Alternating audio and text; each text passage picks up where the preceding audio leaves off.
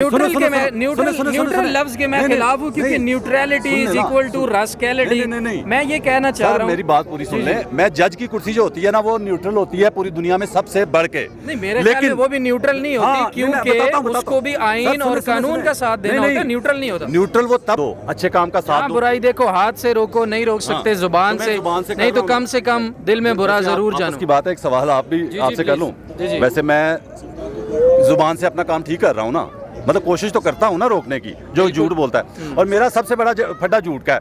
आप इसकी मिसाल ले लें, आपको पता है पिछले 2-4 दिनों में एक बड़ा वायरल हुआ है, एक कॉमेडियन, पता चला आपको? वो पेप्सी कोका कोला क्या अल्लाह रखा।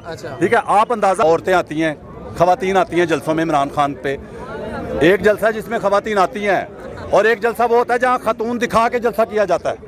करें कि तक रह सकते। मेरा सवाल ये कि बिल्कुल देना चाहिए। सारी अच्छाइयाँ पीटीआई में हैं और बाकी सारी बुराइयाँ सारी पार्टियों में। यार मुझे जो मेरे सामने आते हैं वो बुराइयाँ बताएं ना पीटीआई की, लेकिन झूठ ना बोलें बस।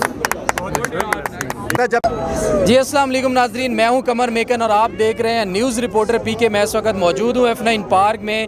मेरे साथ सोशल मीडिया की मशहूर हस्ती पीटीआई के बहुत बड़े सपोर्टर एंकर अरमगान अक्सी साहब मौजूद हैं। आइए इनसे सवाल करते हैं और इनसे पूछते हैं कि पीटीआई की तरफ बहुत सारा इनका झुकाव है, और भी पार्टियाँ हैं पाकिस्तान में।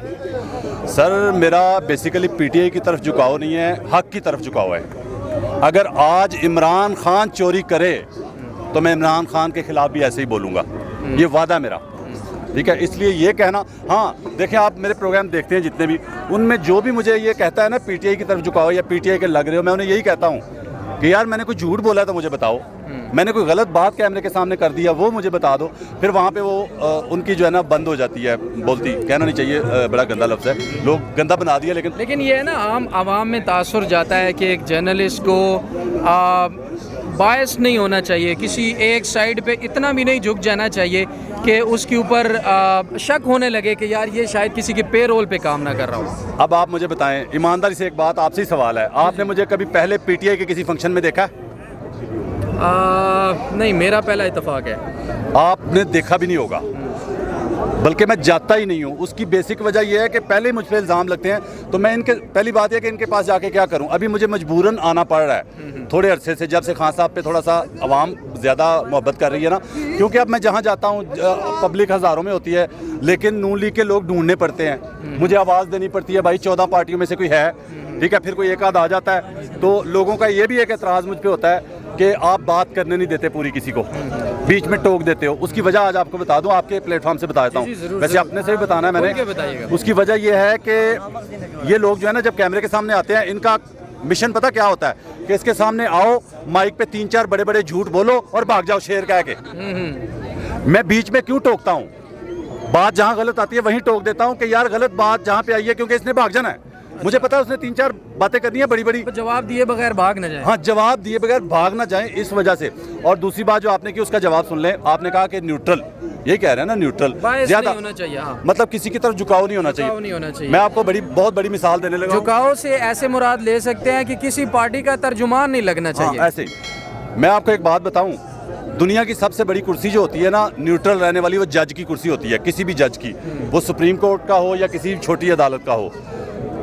वो भी न्यूट्रल लफ्ज के मैं खिलाफ हूँ क्योंकि न्यूट्रलिटी इज इक्वल टू रस्कैलिटी। मैं ये कहना चाह रहा हूँ, मेरी बात पूरी सुन लें। मैं जज की कुर्सी जो होती है ना वो न्यूट्रल होती है पूरी दुनिया में सबसे बढ़ के। नहीं, मेरे ख्याल में वो भी न्यूट्रल नहीं होती क्योंकि उसको भी आईन और कानून का साथ देना होता है। न्यूट्रल नहीं होता। न्यूट्रल वो तब तक रह सकता है जब तक उसको दो बंदों की समझ नहीं आ रही कि इनका मामला क्या है, वो न्यूट्रल रहेगा। जब उसको समझ आ जाएगी कि इसने कत्ल किया इसका बेटा या इसकी माँ को या इसके, फिर वो न्यूट्रल नहीं रह सकता, फिर उसको साथ देना पड़ता है। फैसला किसी के हक में जाता है ना, जो जज साहब को नजर आता है कि ये हक में, उस पर फैसला, मतलब ये कि जज भी न्यूट्रल नहीं रह सकता आखिरकार। तो दूसरी बात यह है कि मुझे कोई दुनिया की किसी किताब से, इस्लामी किताब से, हदीसों की किताब से, कुरान पाक की जो तालीमात हैं, जो नबी पाक सल्लल्लाहु अलैहि वसल्लम की तालीमात है, कहीं बता दें कि नबी पाक सल्लल्लाहु अलैहि वसल्लम ने दुनिया के किसी बंदे पे, किसी शोबे के इंसान से, वो मोची हो, वो नाई हो, वो धोबी हो, वो टीचर हो या वो ड्राइवर हो, किसी पे ये पाबंदी लगाई हो कि वो न्यूट्रल रहे? नहीं। दीन का ये हुक्म है कि गलत काम को रोको और सच्चाई का साथ दो, अच्छे काम का साथ दो। बुराई देखो हाथ से रोको, नहीं रोक सकते जुबान तो मैं से, जुबान से कर नहीं रहा तो हूँ। कम से कम दिल में बुरा जरूर आपस जानो। की बात है, एक सवाल आप भी जी, आपसे कर प्लीज। लूं। जी, जी। वैसे मैं जुबान से अपना काम ठीक कर रहा हूँ ना, मतलब कोशिश तो करता हूँ ना रोकने की जो झूठ बोलता है। और मेरा सबसे बड़ा फड्डा झूठ का है। आप इसकी मिसाल ले लें, आपको पता है ये पिछले 2-4 दिनों में एक बड़ा वायरल हुआ है, एक कॉमेडियन, पता चला आपको? हाँ, वो अल्लाह पेप्सी, रखा। पेप्सी कोका कोला क्या? अल्लाह अल्लाह रखा। अच्छा। ठीक है, आप अंदाजा करें कि जब वो वहाँ पे वो तो अरमखान भाई बिल्कुल ही बोंडा मजाक था कोई यार, वो चले, क्या? मैं उसका बताता हूँ। वो जब उसने परफॉर्मेंस दी है, वो उसने ये कहा है वीडियोस में कि मैं अचानक वहाँ से गुजर रहा था तो मुझे बुला लिया। भाईजान वहाँ स्टेज पे आप गौर करें, म्यूजिशियंस बैठे हुए हैं। नहीं, उसने एमपीए का नाम लिया है कि वो मुझे खुद लेकर गए हैं कि आप ठीक है। परफॉर्म और करें, और दूसरी मुझे बात- बाद में पैसे भी नहीं दिए। और दूसरी बात ये है, मेरा फड्डा, मैं बता रहा हूँ कि मेरा फड्डा इनसे झूठ का है। बस सबसे ज्यादा बड़ा फड्डा ही झूठ का है कि ये झूठ बोलते हैं। उस बंदे ने क्या कहा, एक छोटी सी वीडियो से रिकॉर्ड करवा ली, बाद में कितनी दुनिया थी। उसने कहा जी समंदर था लोगों का, समंदर का पानी भी कम लग रहा था। बाद में उसने एक यूट्यूबर का इंटरव्यू दिया तो उसने कहा आज जी, सुबह मुंह मत सुझा के बैठा सी। ठीक है। और उसने एक यूट्यूबर को कहा कि जी वो तो मुझसे उन्होंने कहलवाया, खुद वीडियो बनवाई है मुझसे कि यार आप कह दो कि बड़ी दुनिया थी। तो मतलब ये झूठ बोलते हैं। म्यूजिशियंस मौजूद थे। सबसे बड़ी बात बताऊं, ठीक है, ये लोगों पे एतराज़ करते हैं कि औरतें आती हैं, ख़वातीन आती हैं जलसों में। इमरान खान पे एक जलसा है जिसमें ख़वातीन आती हैं, और एक जलसा वो होता है जहाँ खातून दिखा के जलसा किया जाता है। खातून स्टेज पे खड़ी की जाती है सामने, शो पीस। ठीक है, वो हराम नहीं है। खातून का जलसे में आके जलसा सुनना हराम है, लेकिन कोई खातून मेन स्टेज की जो है ना वो हो स्टेज के ऊपर, वो गलत नहीं है। तो बहरहाल न्यूट्रल जो है ना, मेरा दीन कहता है न्यूट्रल नहीं रह सकता मैं। उसकी मिसाल मैं अक्सर देता हूँ कि यहाँ आके किसी को कोई गुंडा आके मारना शुरू कर दे। मिसाल के तौर पे ये भाई खड़े हैं, क्या नाम है भाई आपका? आसिफ भाई। ये आसिफ भाई हैं। तो यहाँ आके कोई गुंडा मारना शुरू कर दे, मुझे पता हो, मैं पास खड़ा हूँ, मैं साफ़ी हूँ, मुझे पता हो कि ये आसिफ भाई बड़े शरीफ आदमी हैं, इनको बिला वजह मार रहा है। नहीं, मेरा तो मुझे सवाल साथ ये देना चाहिए ना कि इनका। बिल्कुल देना चाहिए। सारी अच्छाइयाँ पीटीआई में हैं और बाकी सारी बुराइयाँ सारी पार्टियों में हैं। यार मुझे जो मेरे सामने आते हैं वो बुराइयां बताएं ना पीटीआई की, लेकिन झूठ ना बोलें।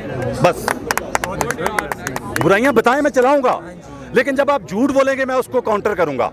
ठीक है। अब आप यहाँ पे आके नून लीगी कह देता जी मियाँ शहबाज शरीफ साहब किसी के सर पे हाथ रखे तो उसका कैंसर ठीक हो जाता है, तो मैं कौम को सुनने दूं? नहीं, बिल्कुल भी नहीं। ये तो कौन तक पहुंचने दूं बात? ठीक है, यही इनको मेरे से सबसे ज्यादा तकलीफ ही नहीं है। कहते हैं जी एंकर का या रिपोर्टर का काम है ऐसे बात करे, माइक आगे करे, उसने बात की तो अगले के पास चला जाए, अगले ने बात, मतलब मैं कैमरामैन बन जाता हूँ, माइक का माम को पकड़ा देता हूँ। ये तो नहीं हो सकता ना। मेरे से तकलीफ ही ये है कि मैं काउंटर करता हूँ चीज़ों को। जहाँ फिर बात यह है कि काउंटर भी जेन्युइन करता हूँ ना। अगर जेन्युइन ना करूँ तो आपको पता है कि मेरे प्रोग्राम से भागते हैं लोग। मैं मेरा ख्याल है वाहिद ही बंदा हूँ कि जो भगाने का मास्टर हूँ। मैं भगाता नहीं हूँ बेसिकली, मेरी बात या भागने नहीं देते ना उनको। नहीं, मैं कोशिश करके पकड़ता हूँ लेकिन आखिरकार भागते हैं। आखिरकार भागना पड़ता है, झूठे को भागना पड़ता है मैदान से आखिरकार। ठीक है, तो ये वजूहात हैं कि मेरा बेसिकली फड्डा इनसे झूठ का है। चलें, अगला सवाल मेरा ये है आपसे कि सुप्रीम कोर्ट का कल फैसला आया है। सुप्रीम कोर्ट के फैसले में काफ लीग के मेंबरान को डी सीट नहीं किया गया। पीटीआई के जिन मेंबरान ने वोट हमजा शहबाज को दिया था उनको डी सीट कर दिया।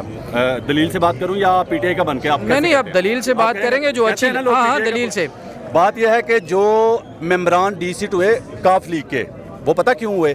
पार्लिमानी पार्टी ने उनको मना किया था कि वोट नहीं देना। आप अंदाजा करें, एक बंदा पार्लियामेंट के अंदर ही नहीं है, चौधरी शुजात, ठीक है, उसका ऑर्डर क्या? ये कौम को पहली दफा बड़े बड़े कानून पता चल रहे हैं। ठीक है, पहले बाप की जागीर, पहले पार्टियों को बाप की जागीर समझा हुआ था सब। मतलब अभी पार्लिमानी लीडर भी कोई रिश्तेदार जो बेरोजगार होगा वो हुआ करेगा? नहीं ये बात आपने बड़ी अच्छी की। ठीक है, अब बात यह है कि ये अगली बात, बाहर के बंदे पे एतबार करना बड़ा मुश्किल होता है ना। आप इसकी एक मिसाल सुन लें। बिलावल जरदारी, ठीक है, बिलावल भुट्टो को गलती से निकलेगा, इतना कंफ्यूज किया हुआ है। मैं आपको एक चैलेंज करूं, और आपके ससुर का नाम, जो आपका ससुर है ना, वो वक्त का वली भी होगा, आप उसका नाम अपने बेटे के साथ नहीं लगाएंगे? मेरे बाप का होगा जी। बाप का लगेगा ना, लेकिन इन लोगों ने इतना कंफ्यूज कर दिया, बिलावल भुट्टो जरदारी, पता नहीं क्या मदारी, ठीक है, क्या क्या लगा लेते हैं। ठीक है, बात यह है कि बिलावल जरदारी ने एक बयान दिया जिस वक्त फैसला आया, बल्कि फैसला भी आया नहीं था, फैसला आने वाला था चंद घंटों में। ठीक है, उसने कहा कि 3 बंदे मुल्क की तकदीर का, कौम की तकदीर का फैसला नहीं कर सकते। 3 जज जो पढ़ लिख के जज बने, जो मुल्क की आला अदालत की कुर्सी पे फायज हुए, जिम्मेदारियां संभाली, वो मुल्क का फैसला नहीं कर सकते। एक बंदा जो घर बैठा है, जो मरीज है, जो बोल नहीं सकता, ठीक है, जिसकी बात किसी को समझ नहीं आती, जो ज़हनी मजदूर है, उसका वो कौम का फैसला करेगा। वो अकेला कौम का फैसला कर सकता है, 3 जज नहीं कर सकते। अच्छा, ये सारी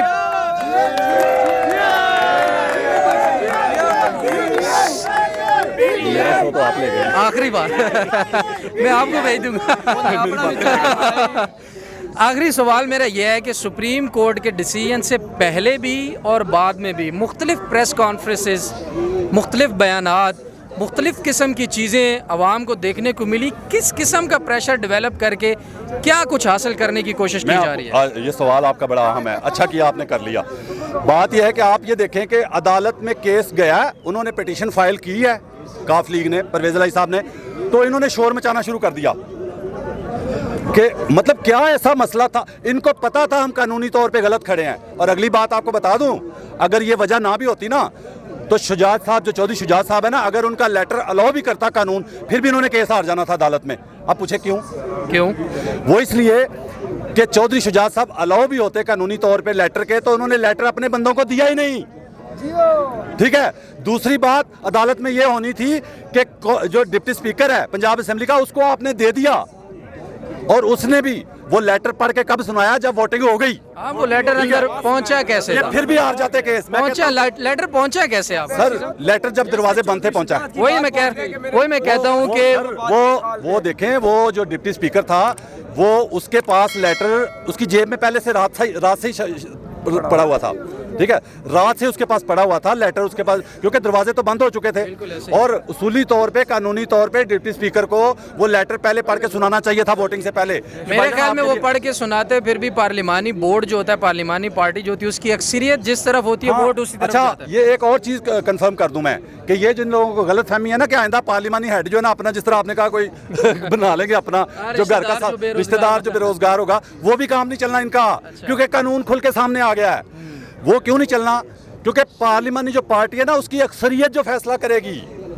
भाईजान, खानदानी बादशाहत खत्म है अब इस कानून के बाद। ये कानून खुल के सामने, ठीक है, अब नहीं चलेगी। अब पार्लिमानी पार्टी के अंदर भी डिक्टेशन नहीं चलेगी। वैसे लेटर का तो एक मजाक ही था जी, वो वोट नहीं कर सकते, मतलब जो वजीर आला का कैंडिडेट है वो खुद को भी वोट नहीं कर सकता। लाडला बताऊं कौन है?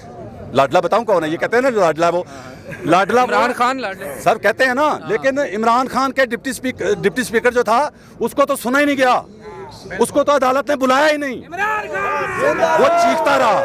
वो चीखता रहा कि यार मेरी बात सुन ले। सूरी साहब ने कहा है मुझे बुलाएं, वो नहीं बोलना भी उसका, यार इसका तो खत फिर भी उन्होंने कहा कि दिखाओ। ये डिप्टी स्पीकर, इसको बुलाया तो वो नहीं गया। वो क्यों नहीं गया पता है आपको?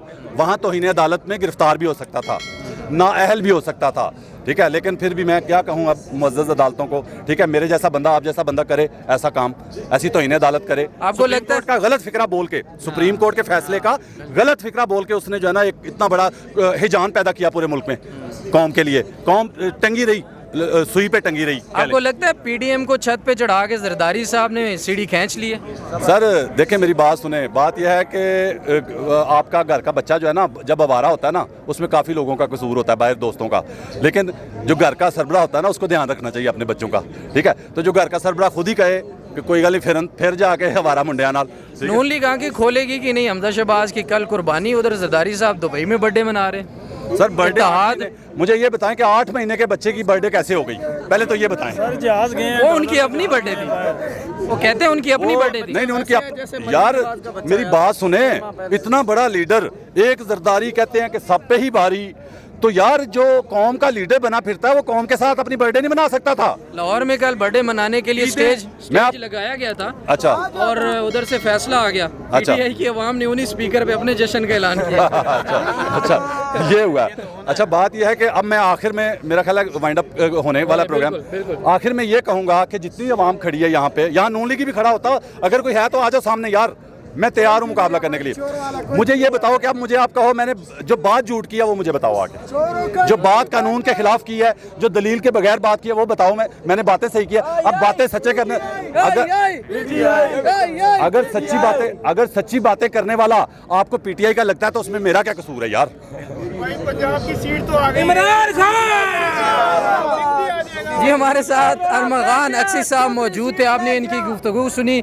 उम्मीद है लोगों को अपना जो एक देखने का तरीका था वो चेंज करने में मदद मिली। उन्होंने काफ़ी अच्छी तरह से एक्सप्लेन कर दिया कि वो क्यों पीटीआई की सपोर्ट करते हैं और क्यों हक और सच का साथ देते हैं। कमर मेकन को न्यूज़ रिपोर्टर पीके के साथ इजाज़त दीजिए। अपना बहुत सारा ख्याल रखिएगा और अपने इस चैनल का भी। अल्लाह हाफिज़।